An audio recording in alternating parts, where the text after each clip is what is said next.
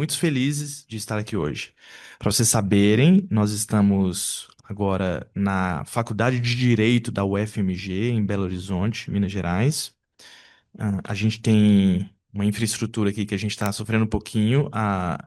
Nosso computador central ele acabou de desligar um pouco, mas a gente está começando assim mesmo. Então a gente pede desculpa, mas agora a gente já vai começar a projeção para que a gente consiga acompanhar tudo. Perdão por não me apresentar, meu nome é Daniel Veloso dos Santos, eu sou diretor secretário da APIC e eu vou apresentar a minha colega que está aqui. Vou abrir o microfone para minha colega aqui ao lado, Larissa Benevides, se apresentar também. Obrigada. Obrigada, Daniel. Boa tarde, pessoal. Sejam todos muito bem-vindos. Estamos muito felizes com a presença de vocês nessa sessão. Meu nome é Larissa Benevides, eu sou a atual presidente da AIC Brasil e quando nós estávamos organizando esse evento, porque essa sessão ela faz parte do conjunto de sessões que nós preparamos para associados e não associados das associações, como parte das atividades da exposição Um Julgamento Quatro Línguas.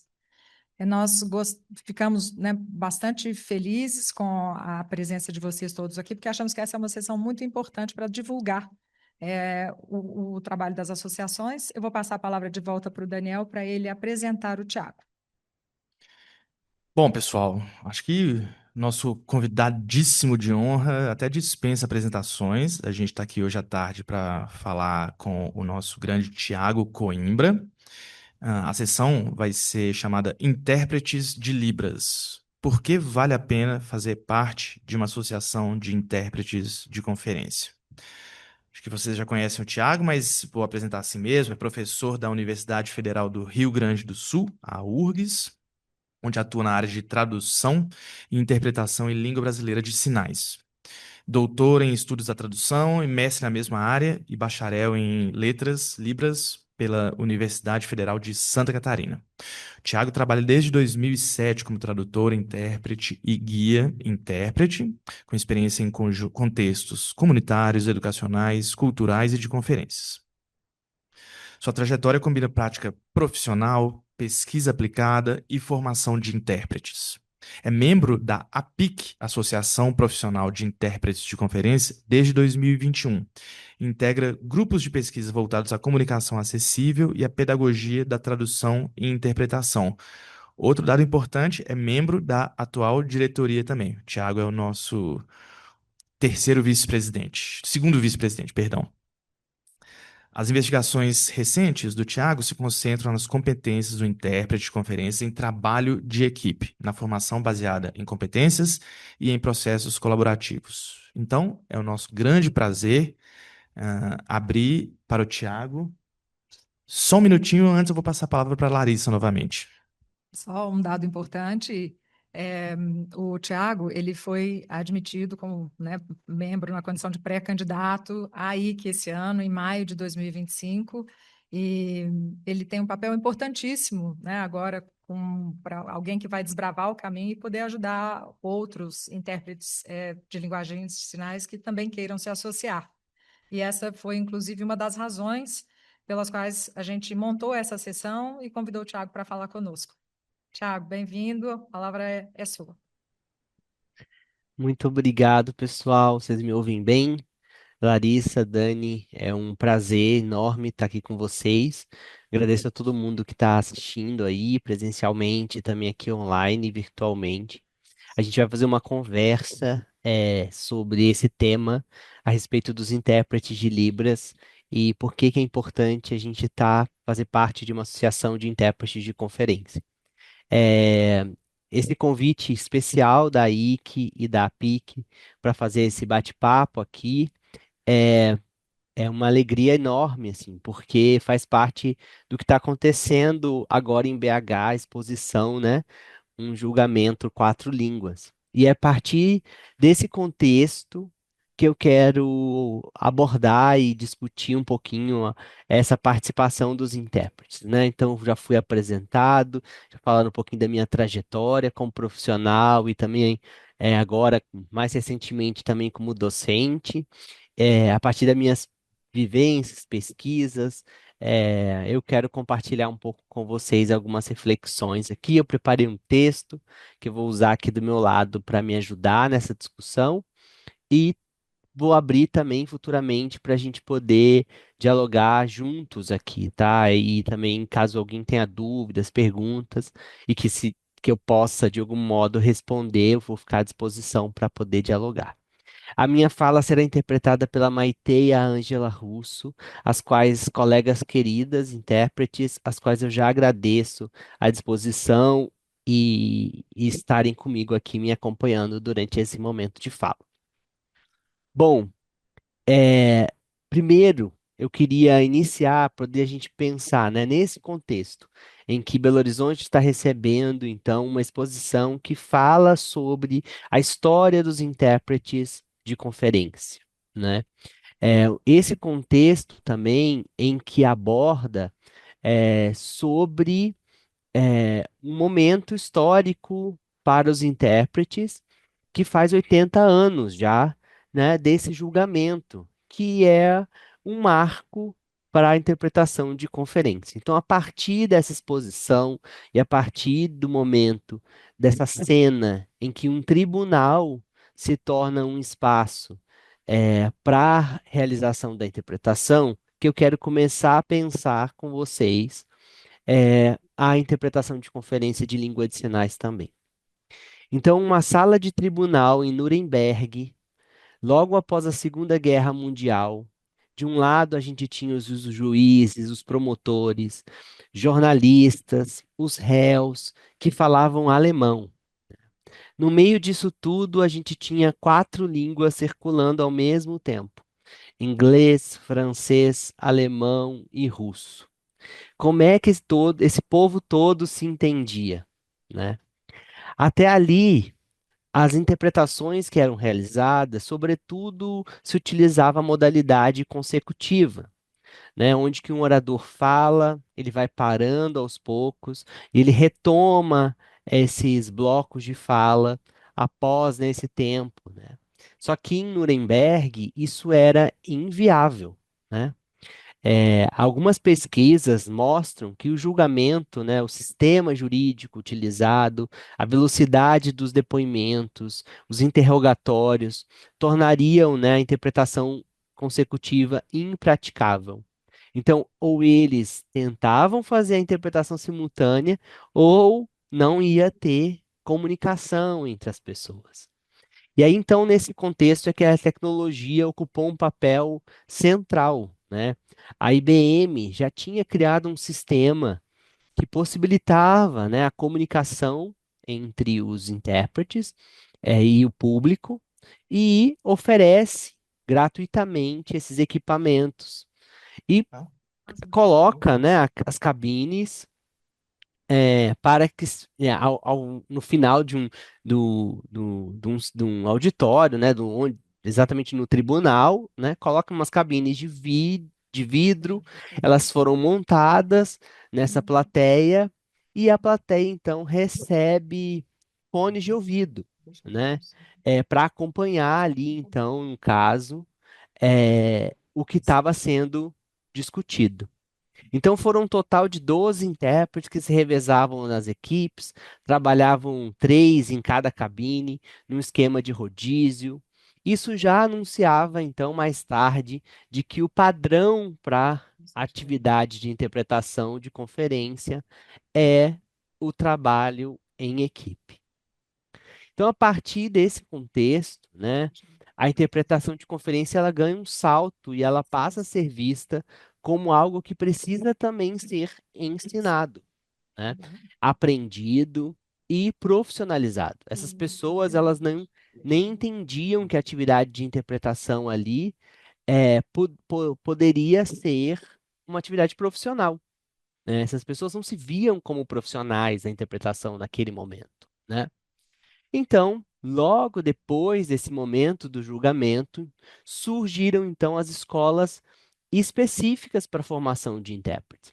A AT de Genebra, em 1941. Em 1953, então, nasceu a AIC, Associação Internacional de Intérpretes de Conferência, que começou a organizar e defender os padrões éticos de qualidade e as condições de trabalho para os intérpretes de conferência. Então, qual foi a lógica estabelecida nesse contexto? Primeiro, veio a prática em um contexto de altíssima complexidade, porque era um julgamento, né? Um momento de discussão política também diplomática. Depois veio a necessidade de estabelecer uma formação especializada para essas pessoas, visto que a interpretação simultânea funcionou e que ela começou a se estabelecer como modalidade a ser realizada nos espaços e nas atividades de conferência. Em seguida, então, a, a atividade, a associação profissional, então, foi organizada. Então, a lógica foi a prática em contexto de altíssima complexidade, depois a formação especializada e, posteriormente, então, a necessidade de pensar a profissionalização por meio de uma associação profissional, que organizasse essa prática, que definisse parâmetros de trabalho, né? E pudesse dizer, olha, ninguém vai interpretar sozinho, ninguém faz interpretação simultânea, sem algumas condições mínimas de atuação, ninguém vai fazer esse trabalho sem um código de ética compartilhado. Então percebam então que havia uma estrutura organizada a partir desse contexto.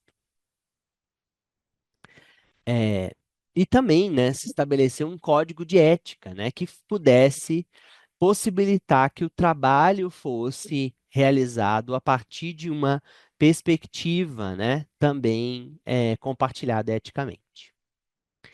Então, eu quero agora aproximar esse contexto, então, essa história dos intérpretes de conferência, com a história dos intérpretes aqui no Brasil, né? Na tese do Pagura, do professor Pagura, ele comenta a respeito da interpretação de conferência no Brasil, das línguas vocais auditivas, e ele vai dizer que essa atividade de interpretação de conferência começa a se consolidar a partir da década de 1940, principalmente porque o Brasil estava sediando eventos internacionais. Esses intérpretes atuavam basicamente como freelances, em grande medida eram intérpretes autônomos que respondiam a essa demanda crescente, né, para essas atividades de interpretação. Não havia, até então, regulamentação específica, ou seja, era muito trabalho, muita responsabilidade e pouca proteção para esses profissionais. E os intérpretes de línguas de sinais, aonde estavam nesse circuito todo, né? Era um circuito paralelo em que os intérpretes de língua de sinais se estabeleciam, a partir de um contexto comunitário, né, principalmente, espaços religiosos, espaços de menor prestígio social, é onde os intérpretes de língua de sinais iniciam e se estabelecem como prática de trabalho, tá? É, o salto, então, para que os intérpretes de língua de sinais possam estar em contextos de conferência é muito mais recente, né? A prática da interpretação de conferência para intérprete de língua de sinais é claramente impulsionada por meio da legislação. A partir dos anos 2000, nós temos a Lei de Acessibilidade, a Lei 10.436, que é 6, com a Lei de Libras, o Decreto 5626 e também a Lei de Cotas, por exemplo, são legislações que impulsionaram a participação dos intérpretes, né, em contexto de conferência. Nas empresas, a atividade dos intérpretes começam a interpretar treinamentos, eventos, e principalmente também os eventos acadêmicos, né, enquanto Libras passa a ser uma língua a ser investigada pelos linguistas, eh, começa a ter interesse sobre as necessidades educacionais da comunidade surda e práticas tradutórias, isso incentiva a participação de pessoas, eh, de pesquisadores, né, e intérpretes de língua de sinais a pensar a interpretação de conferência também para as línguas de sinais. Então, essa combinação de pensar as legislações, a pesquisa e a prática dos intérpretes de Libras português começa a ganhar mais força essa atividade da interpretação de conferências e principalmente em conferências acadêmicas, eventos de pesquisa, eventos que discutem políticas públicas, audiências de grandes congressos, né? E não é qualquer tipo de situação, né? Tem a pesquisa da Vânia Santiago que ela vai dizer que os intérpretes estavam principalmente participando de dois tipos de eventos. Eventos que são apreciativos, informativos, ou seja, palestras, seminários, congressos, e também eventos mais colaborativos e deliberativos, como audiências públicas, conselhos, grupos de trabalho, né? Ou seja, contextos em que as decisões são tomadas, políticas públicas são desenhadas, direitos são negociados, o que exige uma atividade, uma postura desse intérprete também diferente daquelas outras conferências mais informativas e apreciativas. Além disso, ao mesmo tempo, né, as condições de trabalho elas não são neutras. Gili, Sieber e outros autores, eles vão falar que é óbvio que é, às vezes, né, os organizadores dos eventos, eles esquecem de condições para oferecer atividade de interpretação da melhor forma. Então, às vezes, o discurso é rápido demais, a densidade de informação é altíssima, os números, datas, siglas, nomes próprios, tudo isso são exigências cognitivas extras para a atividade do intérprete de conferência. As estruturas sintáticas, né, entre a língua fonte e a língua meta, elas podem ser muito diferentes, como é o caso da Libras e português. O intérprete ele está sempre trabalhando com esse delay, né, ou seja, um tempo de poucos segundos que ele tem que processar a informação, memorizar e produzir isso, ela ao mesmo tempo, né? E na modalidade gesto visual, que é a modalidade que os intérpretes de língua de sinais trabalha, nós temos ainda elementos ainda que são mais complexos, né? A questão, por exemplo, de que a taxa de produção de sinais em comparação às palavras das línguas orais, né, é muito menor, né? Então, a gente precisa compensar isso com recursos linguísticos específicos, os recursos visuais, né, os classificadores e outros elementos descritivos para dar conta das informações, né?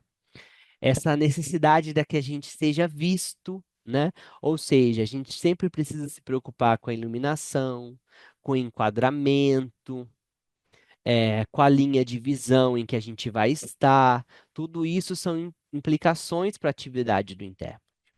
O corpo, né? O nosso corpo inteiro está exposto para o público, né? Então, todas as implicações desse fato e dessa realidade. É, algumas pesquisas vão dizer, né, que qual era o tempo de lag time, né, entre ouvir e produzir a língua de sinais. Então, pesquisas desde 92 já abordavam os intérpretes trabalhando em conferência e mostrando esse intervalo de ocorrência, né, do tempo em que o intérprete ouvia e o tempo em que ele produzia em torno de 2, 4 segundos, né, da língua americana de sinais para o inglês, por exemplo, né? E o quanto aumentava esse lag time, ocorria, por exemplo, omissões ou imprecisão da interpretação, né? E o quanto a densidade de palavras também o intérprete tem que lidar durante aquele momento da interpretação, né? Levando o cérebro dele, né, tá a cometer erros, muitas vezes, omissões, ou queda da qualidade devido ao tempo, né, a quantidade de palavras que são ditas em um minuto. Dito de outra forma, o que eu quero dizer é que a atividade de interpretação de conferência dos intérpretes de língua de sinais é uma atividade complexa. Esse é um trabalho que a gente não faz só pelo amor. E a gente não faz esse trabalho sozinho, né? E a gente não consegue fazer esse trabalho sozinho sem tempo e sem adoecer, porque provavelmente é isso que vai acontecer caso a gente opte em realizar essa atividade sozinho, né? E aí, para mim, está o grande ponto que as associações de intérpretes de conferência são fundamentais para quem atua com as línguas de sinais. Primeiro, porque as associações, elas traduzem essa experiência histórica em normas e referências concretas. A AIC, por exemplo, então, a Associação Internacional de Intérpretes de Conferência, tem, ao longo de décadas de existência, tem consolidado parâmetros para a atividade profissional. Por exemplo, trabalhar em dupla com a sua combinação linguística. Tempo máximo de permanência em cabine, que são hoje 6 horas.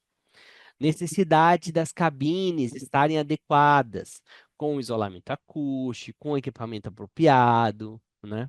A necessidade da preparação prévia por parte do trabalhador, e isso não é um favor que o palestrante faz à equipe de intérprete.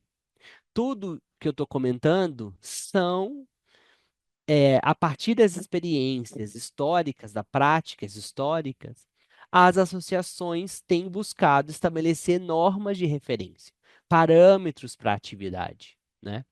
E esses parâmetros, né, que surgem a partir dessa prática, sobretudo para as línguas vocais auditivas, passam também a dialogar com a nossa realidade como intérpretes de língua de sinais.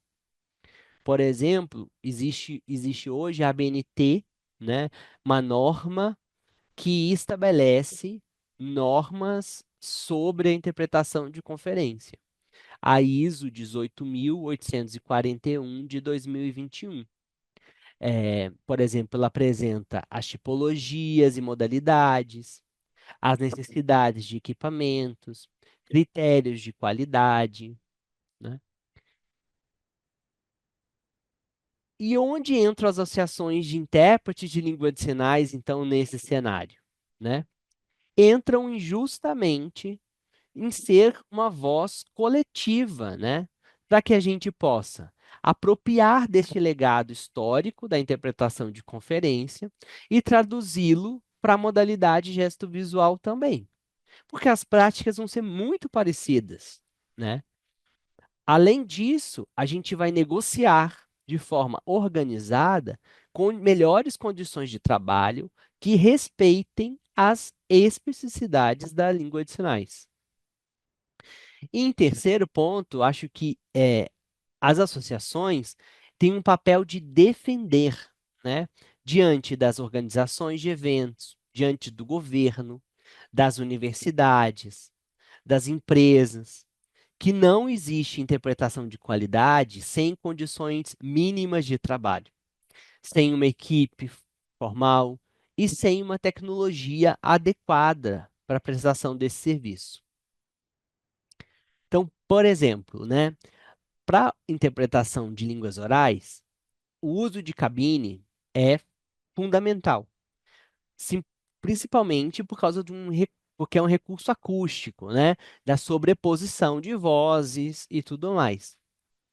Quando os intérpretes de língua de sinais estão em uma cabine, por exemplo, a gente tem outras características que impactam nesse processo. E as pesquisas têm mostrado, por exemplo, características como essa, né? Como marcadores importantes para os intérpretes de línguas de sinais também. Então, em eventos em que a língua de sinais é a língua majoritária nas apresentações, o uso dessa tecnologia possibilita que a língua de sinais de fato seja a língua oficial daquele evento. Porque ela vai possibilitar um espaço linguístico protegido, sem interferência da língua oral, o que acontece frequentemente quando a língua oral está presente. Além disso, né, ela reorganiza a relação entre palestrante e intérprete, onde o intérprete está na frente sempre e o palestrante praticamente interpreta ou faz a sua apresentação para o intérprete e não para o público, porque ele está muito preocupado com aquela interpretação. Então a gente quebra essa relação palestrante e intérprete. Eu sei também que não é trivial convencer as instituições a investir em cabines, a investir em bons monitores de vídeo, terem câmeras dedicadas ao intérprete, fazer os ajustes de luz, de enquadramento, estabelecer um estúdio para interpretação remota. E isso, né, não acontece só porque o intérprete pediu, né? A presença da associação também contribui para que a categoria se organize e apresente as normas, as referências internacionais, os pareceres técnicos, né? E que a associação como um todo tem uma história e tenha legitimidade para apresentar essas normativas.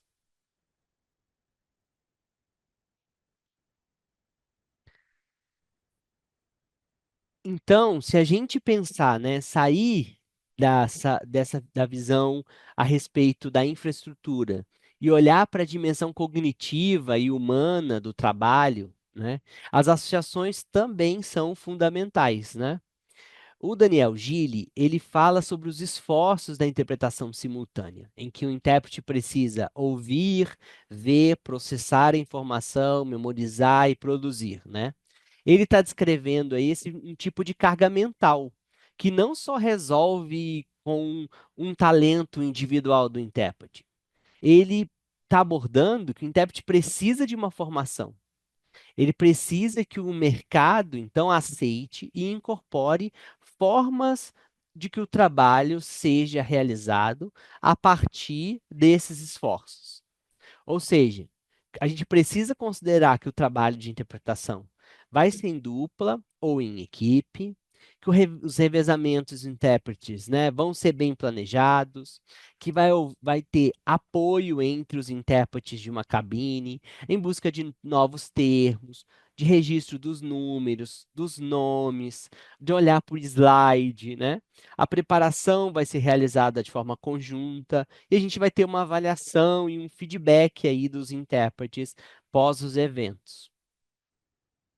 Então, as associações são esse espaço, um espaço cultural, de cultura profissional, onde a cultura profissional é construída. É ali que a gente vai discutir na associação qual é o padrão aceitável, quais são as condições de trabalho e quais condições são de exploração, né? Que a gente não vai aceitar. E quais são as boas práticas? Ou seja, quais são as práticas que colaboram para a realização da nossa atividade? E isso pode se apresentar por meio de documentos, de recomendações, de códigos de conduta. E é ali na associação que os intérpretes mais experientes podem orientar quem está entrando no mercado de trabalho há menos tempo, tem menos experiência. No caso das línguas de sinais, em contexto de conferência, isso ainda é mais sensível, porque historicamente a gente vem de contextos bem menos privilegiados, né? Muitas instituições ainda não nos enxergam como um apoio, um serviço acessório, não olha para os intérpretes de língua de sinais como elementos centrais da comunidade, né? E centrais para a existência de uma comunicação. Além disso, né, é, as características mais técnicas da modalidade gesto visual ainda são pouco compreendidas pelas pessoas, né? Então, a associação é um espaço exatamente para fortalecer esses aspectos, para que a gente entenda que cada intérprete, porque caso a gente não esteja como coletivo, o que acontece? Cada intérprete ele está negociando sozinho. Cada contrato que ele faz, ele está reivindicando tudo do zero, né? E isso é muito desafiador, né? As condições sempre vão depender da boa vontade ou da má vontade de quem está organizando. E a responsabilidade pela qualidade recai exclusivamente sobre o indivíduo, mesmo quando tudo que é oferecido conspira contra essa qualidade. Então, se a gente inverte essa lógica com as associações, a gente deixa de ser o intérprete que está reclamando para ser o profissional que está respaldado por normas e recomendações técnicas. A gente apresenta tabelas de referências de honorários, a gente apresenta os tempos de trabalho, os tamanhos necessários de equipe, as exigências mínimas de infraestrutura para existir a circulação da interpretação. Dentro das associações, a gente faz campanhas de sensibilização, apresentação de documentos técnicos e o diálogo institucional com os ministérios, com as universidades, com os tribunais, com as produtoras de eventos culturais. E aí a gente começa a ganhar força durante esse processo.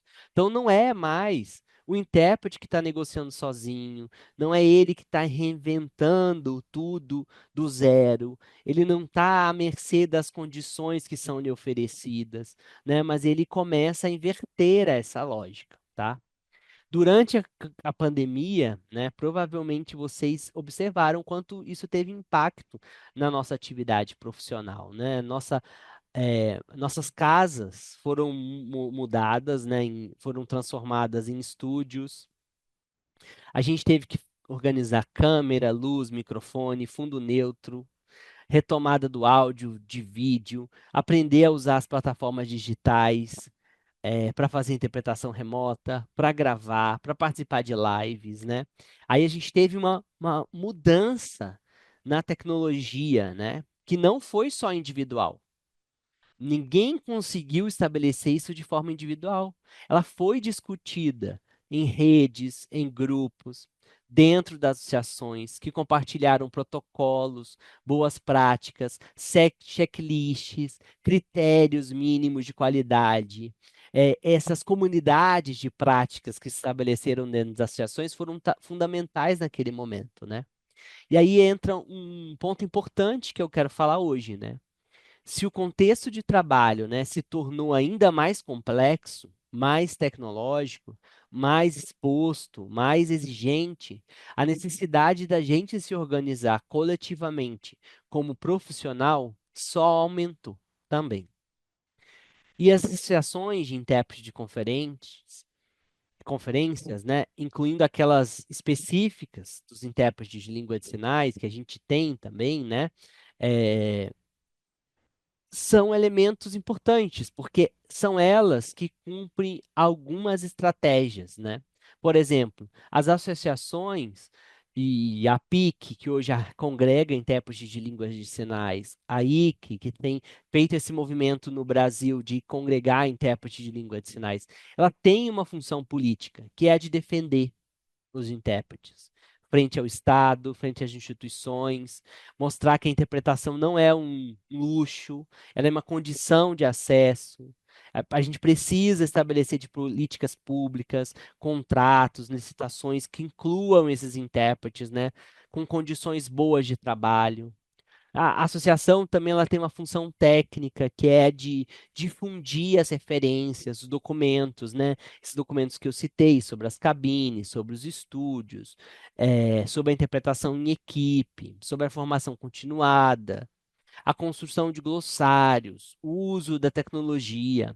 É na associação que essas orientações são debatidas, atualizadas, alinhadas e compartilhadas, né? E depois se tornam, por exemplo, normas como as da ABNT, que são traduzidas, né, a partir de um contexto internacional também.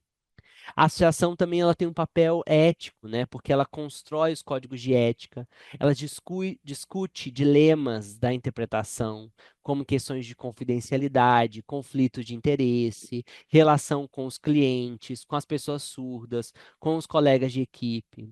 Um código de ética coletivo protege o intérprete, né, de forma individual. E também protege para que ele não realize condições ou não realize seu trabalho em condições inadequadas, né? Além disso, as associações ela têm uma função de cuidado e pertencimento. Talvez isso seja o mais invisível, né? Ao mesmo tempo, é isso que é o mais humano da existência de uma associação. Porque é na associação que a gente vai discutir também sobre questões relacionadas à saúde mental, sobre os limites que a gente às vezes tem que colocar, de dizer não, né? Quando a gente está realizando um trabalho e as condições para a realização daquele trabalho, condições técnicas, não são adequadas. Então a gente não está falando também só disso, a gente está falando desse ethos de entender a atividade profissional, entender a colaboração, entender o espaço das associações, que a gente deve cultivar também, tá? Então, se a história da interpretação de conferência lá em Nuremberg mostra, né, que os intérpretes, naquele momento, eles não só testemunharam a história, mas eles participaram da construção da história. Essa é uma citação direta do texto, né, a história dos intérpretes, né, que eles vão contando sobre isso. Os intérpretes não só testemunharam, mas eles participaram de fato. E a história que a gente está construindo hoje, como intérprete de língua de sinais em conferência, mostra também que a gente está reescrevendo essa participação histórica da atividade de interpretação.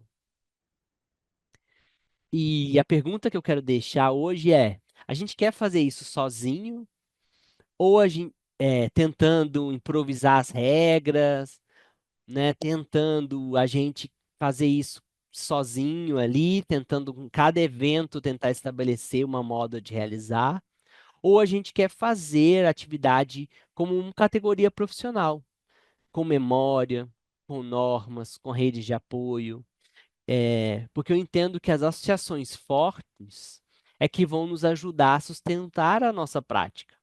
Aquilo que a legislação e a pesquisa já dizem que é direito, é na associação que a gente vai estabelecer como regra, ou como linguagem comum entre seus membros, né? Então, se a interpretação de conferência ela ganhou destaque historicamente, né, é pela necessidade de comunicação, dessa necessidade incontornável de comunicação. Eu diria que hoje as associações de intérpretes também têm uma necessidade histórica e incontornável. Porque é dentro das associações, entre nós, intérpretes, né, de língua de sinais, que a gente carrega então esse compromisso de promover o acesso linguístico às comunidades surdas de forma efetiva, né? Então, a história que eu queria compartilhar agora, na minha fala inicial, antes da gente poder dialogar, é que essa história que a gente vê sobre Nuremberg, né, o pós-guerra, ela passa por estabelecimento de normas internacionais. Passa, então, para nós, intérpretes de língua de sinais, pelas legislações de acessibilidade, pelas pesquisas sobre Libras e exatamente tem uma relação com essa participação, né, efetiva da Libras nesses contextos, né, de conferência. Então, eu entendo hoje que participar de uma associação não é um extra na carreira, não é uma coisinha a mais. É parte da responsabilidade que a gente tem como profissional para oferecer um trabalho de qualidade. Um trabalho que se estabelece a partir da relação com os nossos colegas e, sobretudo, né, relação com as pessoas surdas, que dependem, precisam do nosso trabalho para poderem participar plenamente dos espaços de prestígios e das decisões nas associações. Parece muito difícil quando a gente fala isso, né? Mas é importante que a gente se abra, entenda esse privilégio, entenda que foi a partir das associações que a gente conseguiu regulamentação da profissão, hoje dos intérpretes de língua adicionais, foi a partir das associações e do movimento associativo que a gente estabeleceu normas de atuação práticas. E para que a gente continue conquistando essas e outras, a gente precisa fazer parte desse grupo, desse coletivo, tá? Eu vou deixar aberto para vocês, mas antes, brevemente, quero falar que para a PIC você tem duas modalidades. Você pode entrar como candidato a membro, e aí você precisa apresentar só 25 dias de trabalho, não 25 horas, são 25 dias de trabalho, e precisa a aprovação de 3 membros para assinarem para você a sua entrada. Como membro efetivo, que é a segunda categoria, você precisa hoje ter 75 dias de trabalho e precisam de 5 pessoas para assinar para você também como membro efetivo, tá? Na mesma língua que você tem. Como pré-candidato, que é o meu caso hoje na IC, eu precisei apenas de 3 intérpretes que não são exatamente não são da mesma língua, que não existiam ainda intérpretes de língua de sinais, perdão, de Libras. Na IC existe intérprete de língua de sinais, mas não existe intérprete de Libras. Precisam de 3 intérpretes que assinem para você, que conheçam o seu trabalho, para você entrar como pré-candidato. E se eu não estou enganado, a quantidade de dias também são 200 dias para você entrar como membro efetivo. E aí, mais para frente é o meu caminho também, e eu espero que mais gente me acompanhe aí nessa jornada. Vou deixar aberto para a gente poder conversar um pouquinho e tirar dúvidas caso alguém ainda tenha sobre esse processo. Muito obrigado por me ouvirem.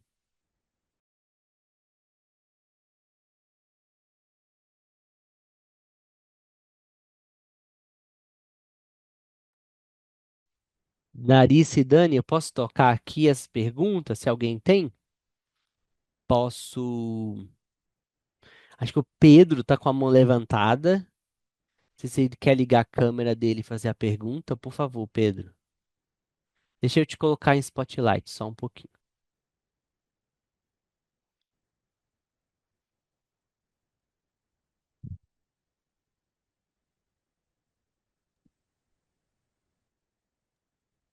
Não, tem uma pessoa.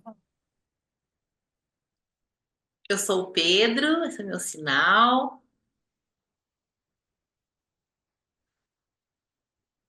Eu sou surdo, professor de Libras, e tenho um sonho de organizar um trabalho para que futuramente eu possa ser intérprete. Então, tá travando para mim a imagem dele. Não sei se para vocês também. Travou um pouquinho, Ângela. Vou pedir para ele retomar. Eu pedi para ele sinalizar um pouco mais devagar para ver se a internet ajuda.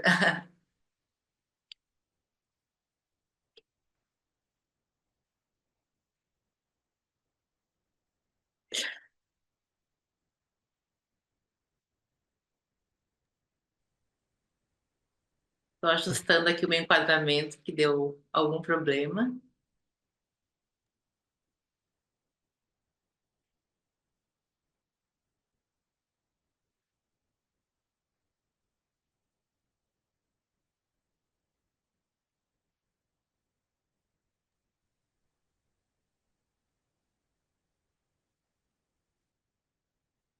Estava com alguma falha aqui, peço desculpas. Então, eu sou professor de Libras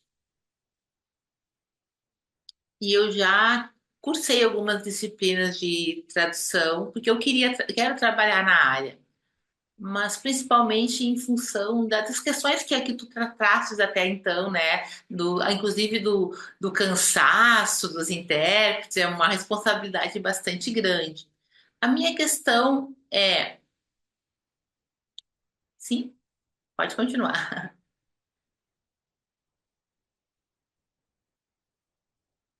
Então, eu como surdo profundo, eu poderia trabalhar na área de interpretação? Qual o caminho mais adequado para a minha atuação como intérprete? E a segunda questão, se tem alguma área que os intérpretes ouvintes, por exemplo, atuam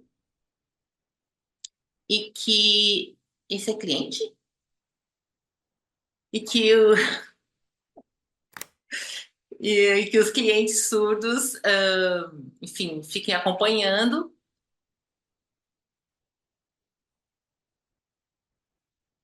E as pessoas surdas às vezes interrompem, quando a pessoa surda é o cliente, interrompe o processo de interpretação neste meio tempo. Então, é necessário isso? Precisa? Fica um pouco complicado. Então, a minha questão. Eu não sei se a Maitê quer ajustar alguma questão na interpretação, se ficou claro. Acho que ficou claro sim, Ângela. Eu retomo Ou, aqui né? também.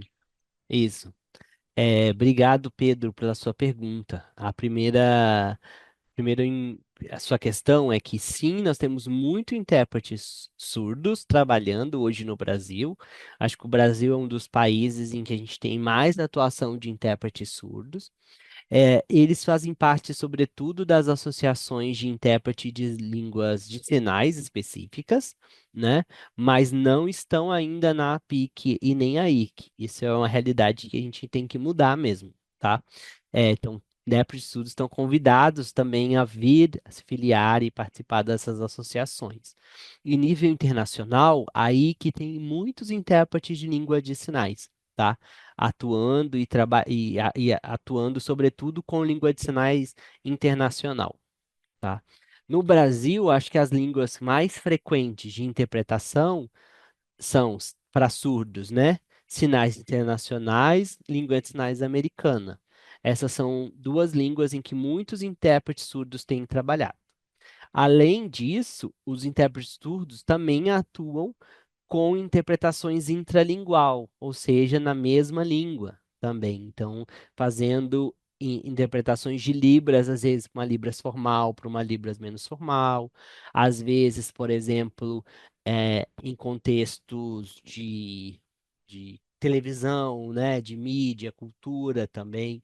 Isso também é muito comum a gente ver a atividade do intérprete surdo, tá? Então, é super possível sua participação e sua atividade como intérprete surdo.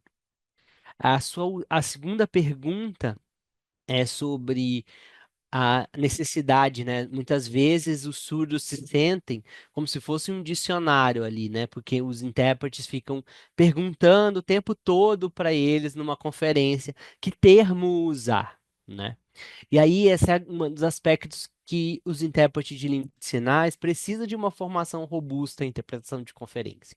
Porque a atividade de interpretação de conferência era uma atividade em que exige um nível linguístico, uma competência linguística para a realização muito maior do que uma interpretação comunitária. Na interpretação comunitária, essa prática exige de adaptação, de pergunta, de contexto ali com a pessoa, de interação. Mas na interpretação de conferência, não dá para você fazer esse tipo de pergunta, de questionamento para o público, diretamente do público. Exige, então, uma preparação muito mais detalhada, né, do intérprete. Ele deve, com a sua equipe, com a sua dupla, fazer um estudo muito mais aprofundado antes da atuação, né? Óbvio que pode acontecer quando está diretamente ali com o público, fazer um questionamento. Olha, você conhece esse termo, essa terminologia?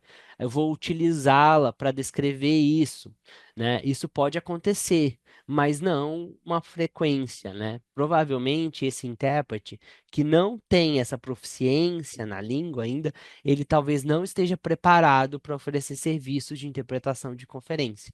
Ele precise ainda se preparar mais, estudar um pouco mais, ter uma formação mais sólida e depois oferecer essa atividade de interpretação. Acho que consegui responder sua pergunta, né, Pedro? Muito obrigado por a sua participação aqui. A gente tem uma Posso filhinha, Pedro. Se você não, acrescentar a terceira pergunta? Ele tá... se você não se importa, tem o pessoal lá também em BH com a mão levantada já. A gente faz a pergunta para eles e depois retoma para você, pode ser? Obrigado. Oi, pessoal, tudo bem?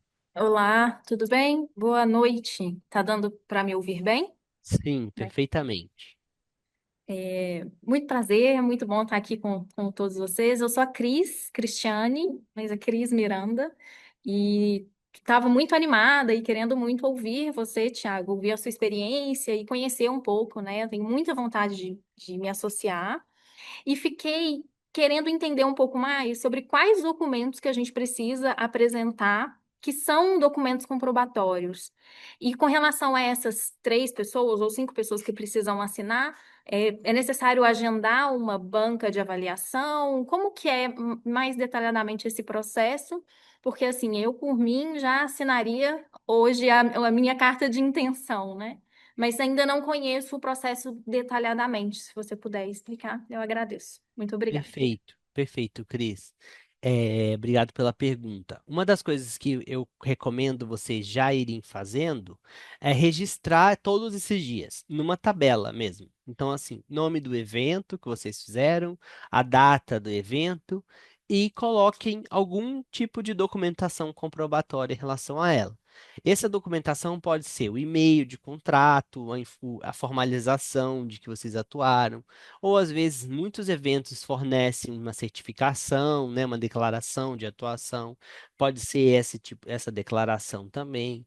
Pode até ser o registro formal, sei lá, ela está online também, essa interpretação foi feita, foi gravada, tem um link disponível no YouTube com ela, tudo mais. Isso também serve de elemento de evidência, né? Qualquer, não tem um padrão, mas qualquer elemento que comprove que você realizou aquela atividade naquele dia, naquele evento, com aquelas línguas de que você está ingressando.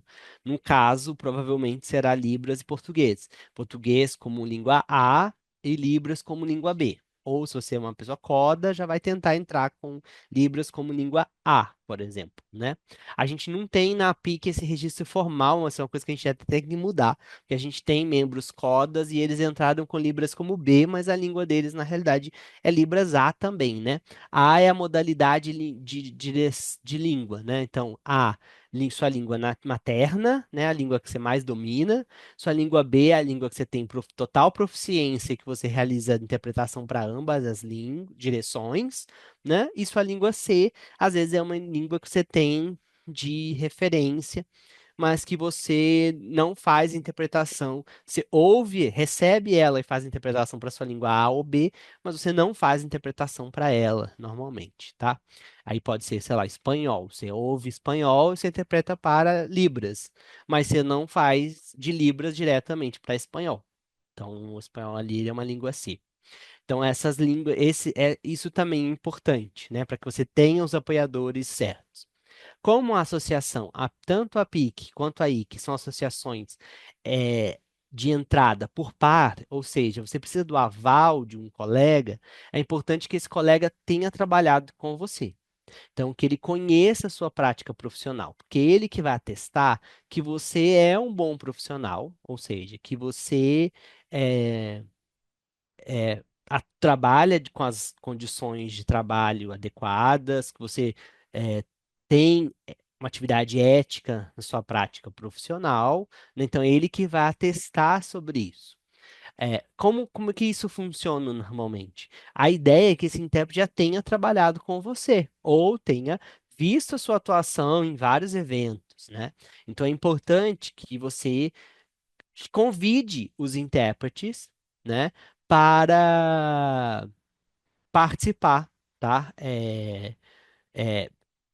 Veja a sua prática profissional. Então, por exemplo, eu nunca trabalhei com você, Cris, mas você tem interesse de vir para a PIC? O ideal é que você me chame para trabalhar com você. E fale, Thiago, eu estou te convidando para que você possa ver, e não tem nenhum compromisso formal de que eu assine para você, tá? Mas eu vou conhecer o seu trabalho. Vou ver que você tem boas condições de se filiar à associação. E aí, então, em determinado momento, quando você completar a documentação, você vai me mandar esse formulário perguntando se eu posso fazer essa assinatura para você. E eu, comprovando, sabendo que você trabalha bem, eu vou assinar, tá? Então, essa comprovação por pares é um elemento importante, tá? Para a entrada na associação. Acho que a Larissa pode dar mais informações ainda mais detalhadas para isso aí, que tem muito mais experiência com esses processos do que eu. Por favor, Larissa. Obrigada. Depois eu posso até conversar com a Cris e com os colegas que estiverem interessados para poder passar mais detalhes, mas um ponto que eu acho importantíssimo, bastante conectado a esse que você mencionou aí agora de ser uma associação de pares, é o candidato entrar no site das associações e ler os estatutos, ler o Código de Ética e Conduta Profissional. Esse é um ponto super importante, porque, afinal de contas, esse é o elemento mais, digamos assim, sensível. A competência linguística, ela em algum momento vai acontecer, mas a questão do comportamento e das regras éticas é de fato o que o colega atesta, percebe? Então, eu acho que um dos conselhos que eu poderia dar para um candidato é: abra o site, visite a documentação, veja se aquilo dali é algo que te interessa, que você desposa daqueles dispositivos, daqueles princípios, e associe-se, porque a associação, ela nada mais é do que o conjunto de membros que estão ali dispostos a trabalhar por todos. Então, é um pouco de um exercício de cidadania também, né? Era só isso que eu queria complementar. Isso, as informações são bem fáceis, assim, de achar nos sites, tá? No site da PIC, por exemplo, tem uma seção ali, como se me filiar, como se associar. Você pode ter essa informação específica, tá? De como se filiar a partir dessas informações. Mas, basicamente, é um pouco disso que a gente está falando. Você deve seguir as normas éticas, compromisso com essa boa prática de trabalho. Além disso, você precisa desses apoiadores, né? Ou seja, pessoas que já estão na associação para poder assinar para você. Acontece em alguns casos também, o estatuto permite fazer, em alguns momentos, a APIC, por exemplo, faz o que a gente chama dia para ser ouvido, ou no caso de língua de sinais, deveria ser um dia para ser visto também. Mas isso não é regularmente realizado, tá? Isso depende de uma demanda dos intérpretes, né? Mas isso pode vir a acontecer. Então, por exemplo, tem uma galera de BH que está muito afim de se filiar, pode talvez fazer uma solicitação formal isso como um registro. Olha, a gente não tem as pessoas para nos assinar aqui como apoiadores, mas a gente gostaria muito de entrar. Existe esse dispositivo no estatuto. Vocês estariam dispostos a realizar isso para a associação? E a associação avalia a viabilidade e faz esse dia para ser visto. Ou seja, né, tem uma entrevista, tem uma conversa, tem uma prática de interpretação para observar a questão da competência linguística e aí realiza esse processo, tá? A Ângela disse, né, Maite e Ângela são membros, talvez é legal falar sim, as duas colegas são membros da APIC também, a Ângela membros efetivas, também são todo. E aí, quem que eu já trabalhei, por exemplo, quem que já é membro? No site você consegue fazer essa busca também pelos intérpretes, pela língua, tá? Então, isso é possível. No site da APIC vai aparecer tanto os membros candidatos quanto os membros efetivos. No caso da IC, não aparece membro candidato, ou seja, se me pesquisar lá, vocês não vão não me achar, porque eu ainda não sou membro efetivo da associação da IC, tá? Mas na IC, hoje, se você entrar, Libras aparece como uma língua, porque hoje já tem alguém que entrou. Então, quando eu entrei, não tinha isso, era mais difícil. Agora não, já tem isso, então é mais fácil esse processo ainda, sabe? Você já cadastra ali a língua como uma língua existente para sua realização, para sua atividade, tá? Tá ótimo. Muito obrigada, viu? Obrigada Obrigado a mesmo. vocês, pessoal, Obrigada. muito obrigado. O Pedro tá aqui de novo, deixa eu achar ele aqui. Pedro, quer fazer a pergunta de novo, Pedro? Você tinha mais uma pergunta?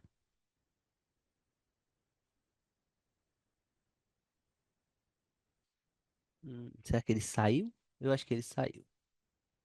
Acho que ele caiu, né? Pode ser. Alguém mais tem outra pergunta, dúvida?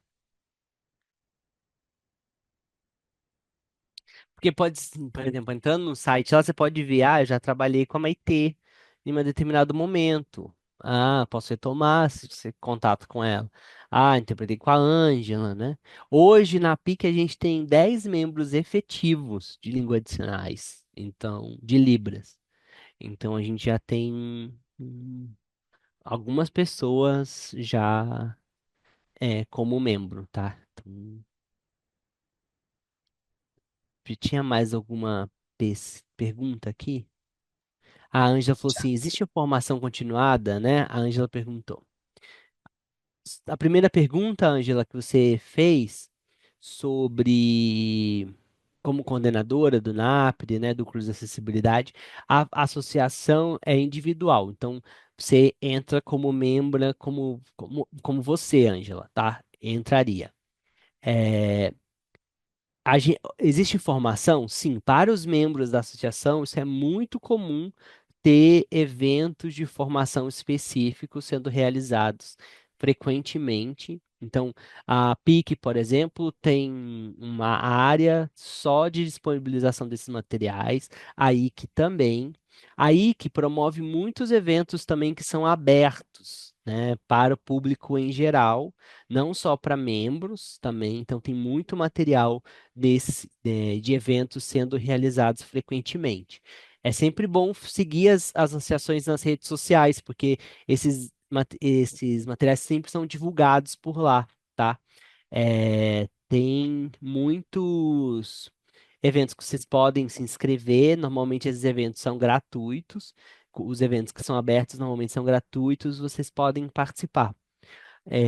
Então, a formação, existe muita formação continuada sendo produzida dentro das associações e também tem muitos materiais assim nos sites, no YouTube, tem muita coisa no YouTube da IC Brasil, tem bastante material também que vocês podem recorrer para que está disponível de forma gratuita também, tá?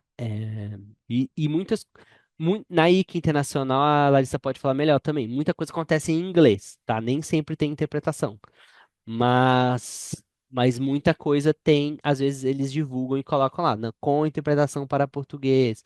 Então aí facilita também a nossa participação. Por favor, Larissa. Exatamente, Ti. Esse era um ponto bastante importante aqui a ser mencionado, é a fluência no inglês, que para a Associação, né, Internacional de Intérpretes de Conferência, para a IC, é fundamental que você se comunique, se não em inglês, na outra língua que é considerada a língua oficial da associação, que é o francês. Então, esse seria, eu diria, um dos pré-requisitos, né, que devem ser observados.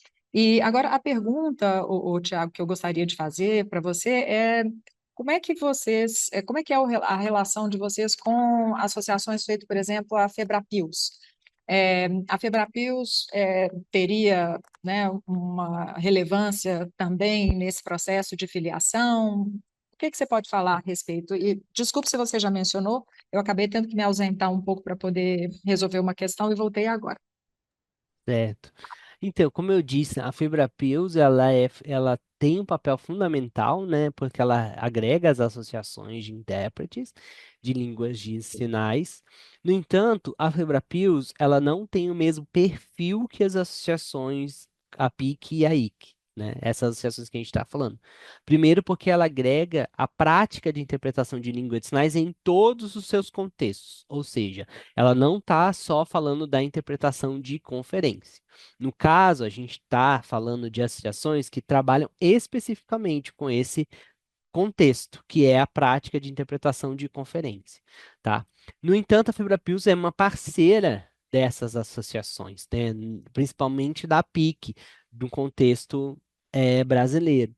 E no contexto internacional, a IC e a UASL, né? Onde é que a FibraPills é filiada, né? O presidente atual da UASL é o Christoph Stone, e ele é membro da IC Internacional. Ele é de Londres, ele trabalha e é membro da IC há muito tempo já.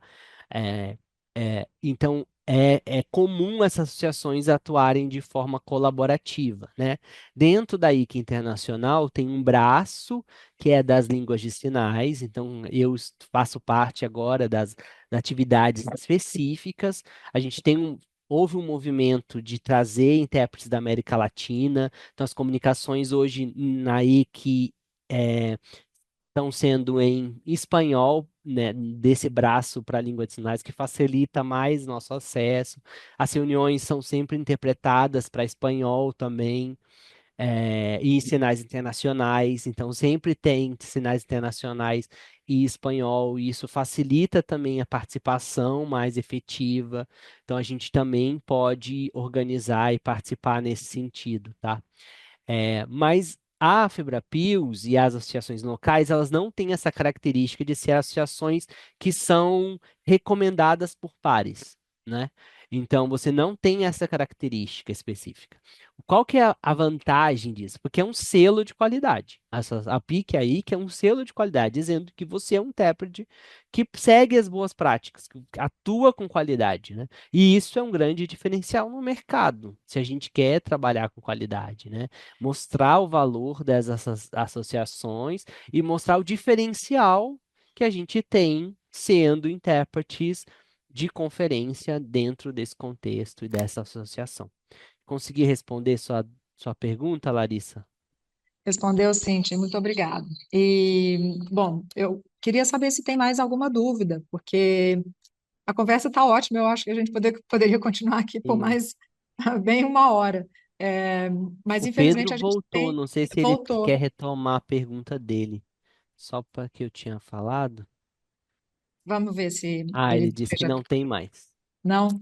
E acho que nós não temos mais nenhuma pergunta aqui no chat que a gente deixou passar.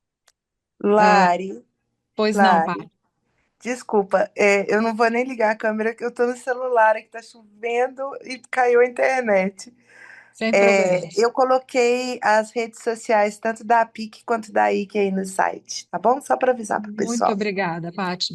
Na verdade, eu ia agora até agradecer o Thiago, agradecer a todos vocês que participaram. Muito, muito obrigada. E de coração, eu acho que essa sessão já valeu o esforço da exposição. De coração, juro por Deus. E eu acho que esse é o ponto mais importante das associações, é poderem fazer esse movimento de virada, porque é agora que a gente vai gerar massa crítica e a gente precisa que todos participem. Então, muito obrigada mesmo. Tiago, você brilhou, foi maravilhosa aqui aquele conteúdo que você apresentou para a gente. E as associações, a gente está à disposição de vocês. Entrem em contato, liguem, mandem e-mail, mandem mensagem pelo Zap. Nós estamos lá no Instagram, estamos no LinkedIn, e vai ser um prazer imenso mandar todas as informações para quem quiser se filiar. E nós vamos estar de braços abertos mesmo, para quem precisar de qualquer informação. Isso, Tá eu bem? acho que é um planejamento, né, Larissa, assim, das pessoas se organizarem para se filiar. Então, começa hoje, dia zero. Registre seus dias de trabalho, registre suas evidências, veja com quem você trabalhou mais, que pode vir a agregar, quem você pode convidar para trabalhar com você nos próximos eventos. E aí você vai construindo isso e coloca como meta mesmo, sabe? Minha meta é estar nesse grupo, participar dessas pessoas, receber as informações. Eu acho que isso contribui significativamente com a sua carreira profissional, assim. Obrigado aí pelo convite, pessoal, e que bom. Desejo sucesso aí. Tem mais eventos ainda hoje, então quem puder também participe. Muito obrigada, Tiago. Muito obrigada, Maitê. Agradeço demais a Ângela, né, por serem voluntários e por nos ajudarem nessa comunicação tão importante. Obrigada, Pedro, pela presença e a todos os demais. Um ótimo dia para todo mundo e nos mantemos em contato.